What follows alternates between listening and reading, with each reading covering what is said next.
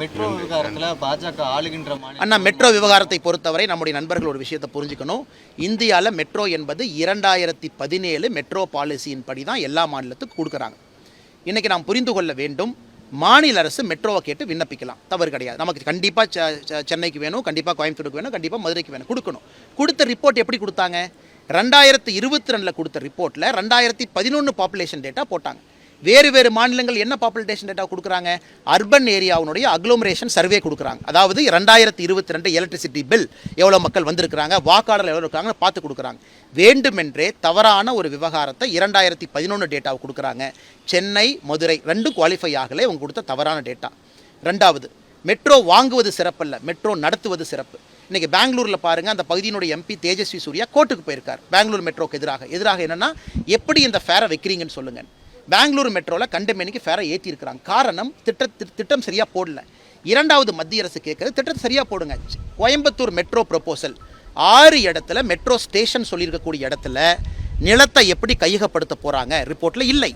Public லேண்டா private லேண்டா இல்லை. Right of வே இல்லை. Hopes காலேஜிலிருந்து கோயம்புத்தூருக்குள்ளே போகக்கூடிய ரூட்டு டிராஃபிக் கன்ஜெஷன் சர்வேல இல்லை. எவ்வளவு வண்டி போகும் இல்லை.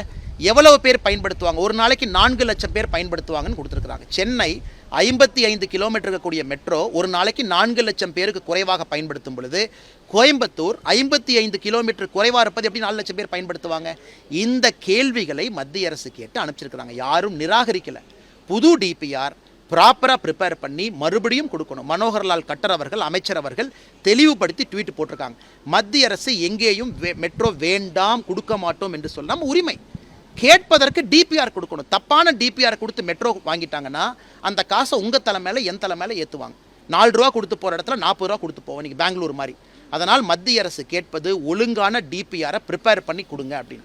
வேண்டுமென்றே அரசியல் செய்வதற்காக தவறான ரிப்போர்ட்டை கொடுத்து மத்திய அரசு கேள்விகளை கேட்ட பிறகு அதை மாற்றி பாரத பிரதமர் நரேந்திர மோடியின் மீது தவற போடுறாங்கல்ல, இது மிகப்பெரிய தவறு.